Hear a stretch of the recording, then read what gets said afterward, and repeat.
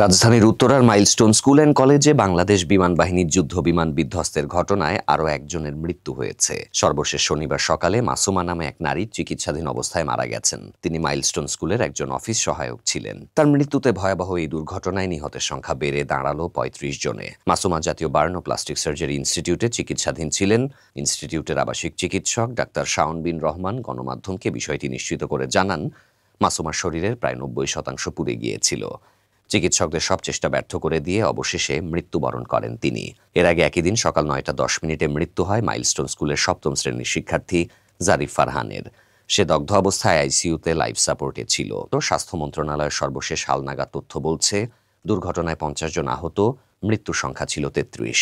আজকের ২ সহ মৃতের সংখ্যা এখন ৩৫। আহতদের মধ্যে বর্তমানে ৪০ জন জাতীয় বার্নো প্লাস্টিক সার্জারি ইনস্টিটিউটে, ৮ জন সম্মিলিত সামরিক হাসপাতালে এবং বাকিরা শহীদ মনসুর আলী মেডিকেল কলেজ হাসপাতাল, ঢাকা মেডিকেল কলেজ হাসপাতাল এবং জাতীয় মানসিক স্বাস্থ্য ইনস্টিটিউটে চিকিৎসাধীন। প্রসঙ্গত, গত সপ্তাহে বাংলাদেশ বিমান বাহিনীর একটি প্রশিক্ষণ যুদ্ধ বিমান মাইলস্টোন স্কুল অ্যান্ড কলেজের একটি একাডেমিক ভবনে বিধ্বস্ত হয়।